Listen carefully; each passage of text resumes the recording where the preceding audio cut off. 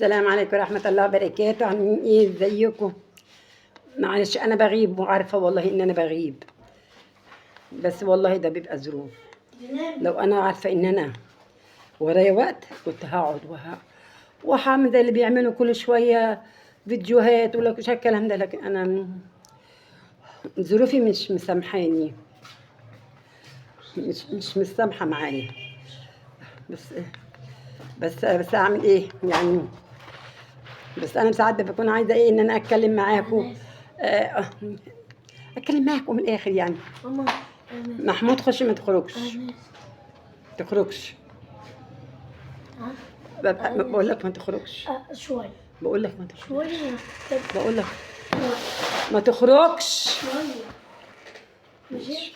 لا ماشي، اخرج وشوف، مش هفتح لك الباب، أنا عملت مش هدخلك ولا هفتح لك الباب. عملت الواجب. عايز تدور في الشارع الساعة بالليالي؟ ايه الواجب يعني؟ هو ايه الواجب؟ ما تذاكر شوية تشوف. خش، طب خش. بص انت خليتني والله العظيم الفيديو مفتوح. خش واقفل الباب، خش واقفل الباب. هو قدام ما ينفعش، خش واقفل الباب، بقى. تربس وخش. اللي انا كنت عايزه اقوله لكم بقى، إن في واحده ست كبيره، ست كبيره، ومعها شاب ابنها، وهي معها شله هو يعني، وزوجها مات من زمان، وهي عايشه مع الولد ده. فراح الولد راح ايه، سافر، قال لها يا امي انا هسافر، مش اكل عيش وكده، مع السلامه. فكان معاه شويه فلوس كده اداهم لها ومشي. لما مشي معهاش ست كبيره، ومعهاش زوج ومعهاش حد، ست كبيره. ف... فمشي بقى يبعت لها ايه كل شهر ايه ورقه. فهي بقى بتقول ايه، الورقه مكتوب مرسوم عليها ورد، بعت لي ايه زي كارت كده، كروته يعني، بقت لازقها في الحيطه من حزنها منه. فخلص فلوس ومش قادره تشتغل. راحت قاعده على باب الجامع اللي جنبيهم ل... لقرش يعني تصرفه عن نفسها. مش غلطانه، ومش مش عارفه اقول ايه يعني. مش غلطانه، ست كبيره ومعهاش، هتعمل ايه؟ هتجيب منين؟ فالمهم ايه، الشيخ قال لها يا حاجه انتي ناس محترمه، وابنك محترم، وزوجك الله يرحمه كان محترم، مش ليكي القعده دي. اطلع من يا ابني، معيش فلوس وما باش ان انا افضل العب في الباب كده، بس وحياه امي وامك ما هخرجك، مش هخليك تسوق في الشوارع يا سافل يا حيوان. شوية اقفل الباب شوية. وخش، اقفل الباب وخش. انا قلبي تعب من الكلام. اما اخلص بس، ده واحد الفيديو بيقعد 5 دقايق. ممكن 5 دقايق. لا بيقعد 10 يا واد، ولبن كمان وانت اخو داخل، لبن سامعاك. وبعدين قال لها انتوا مش شكل كده يا حاجه، انتوا ناس محترمه جدا، وناس يعني عارفين ربنا، يعني ازاي ان انت تقعدي تسوي لي؟ مش ده مش ليك انت. قالت له يا ابني مشي وسابني، وكان وسابني ومشي، كان معايا قرشين اتصرفوا ضاعوا. قال لها وابني كل شهر يبعت لي ورده، مش عارفه ايه، وبرده اهله على الحيط على ما يبقى يجي. لا طب تعالي وريني بيتك، وريني الورده دي. قام راح البيت لقاها حاطه على ملزقه الورقه. لا الحمد لله ان انت ملزقاها، ودي شيكات، كل شيك مش عارفه الثمن ايه يعني، بسم الله ما شاء الله. هو بقى له 8 اشهر انت معاكي ثروه. قالت له انا ما اعرفش. قال لها طبعا ما اعرفش. خدها وراح عملهم في البنك واداها لها فلوس. هي الست مش عارفه، هي في بيتها فلوس وخير، لكن مش عارفاه ان ده فيه خير وفلوس وبيت. اهي ورقه متعلقه وخلاص. هي عامله بقى كده زينا احنا، بس احنا فاهمين ان ده قران كريم. هتقولي قران كريم وعامله مش عارفه وشك ايه، وعامله والله ما عامله اي شيء. انا ممكن انا اشيل دي وابقى طبيعيه قصادكم، بس خشى ان انا احطها كده عشان الكاميرا قصادي على طول. لكن انا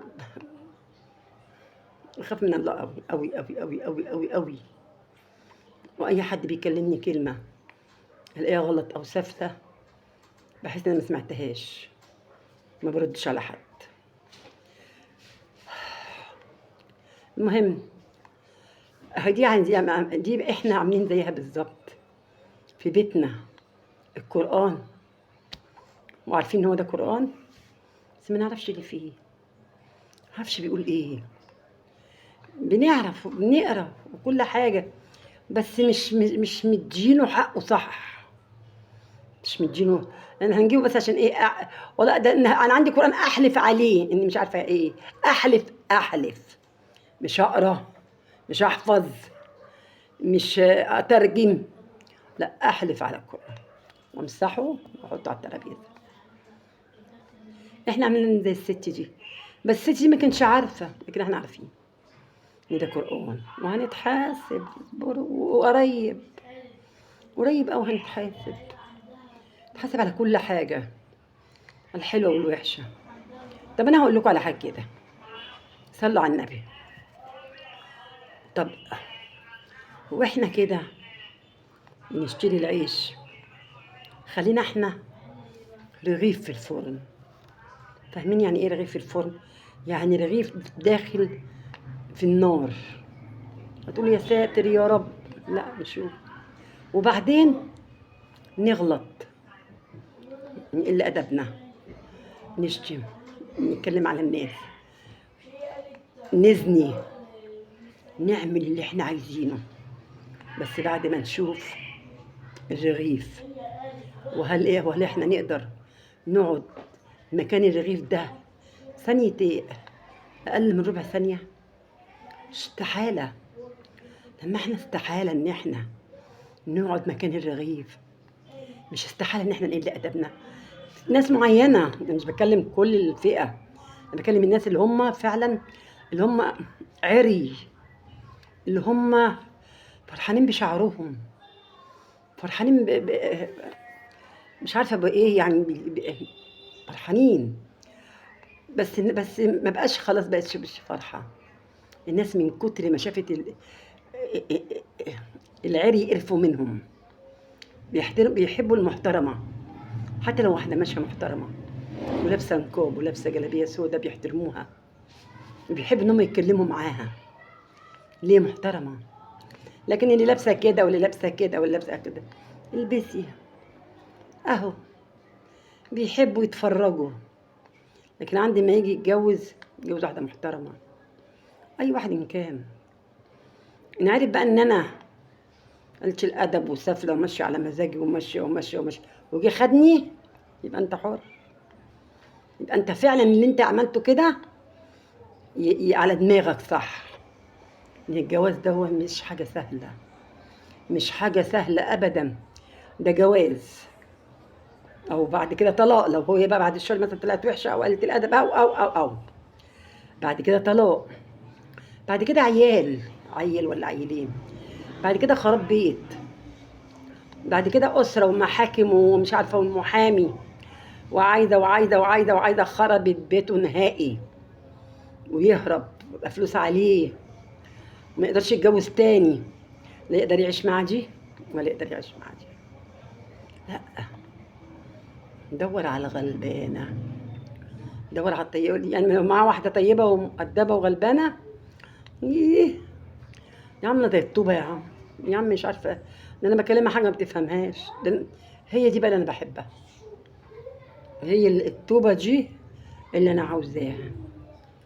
انا مش عايزه بنت كده مفتحه، بنت كده تتكلم في التليفونات وتدلعني وتتكلم، تنفعنيش، ما تنفعنيش.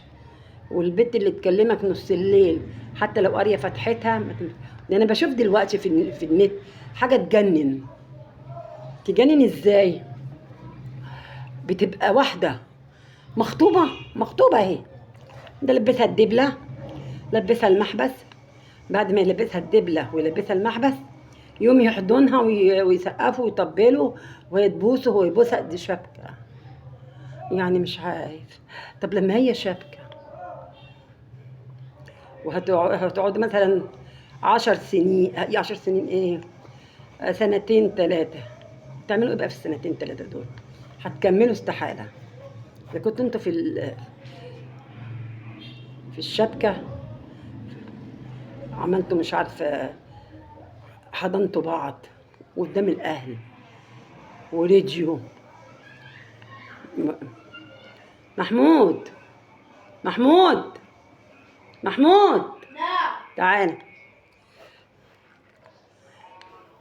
رجيت ان هي انقل الهات بتاعت اي حاجه منوره. ما دي منورة. اي دي محطه، منورة. أي محطة. بس خلاص. طب خلاص. لا، هقول ايه يعني، هقول ايه؟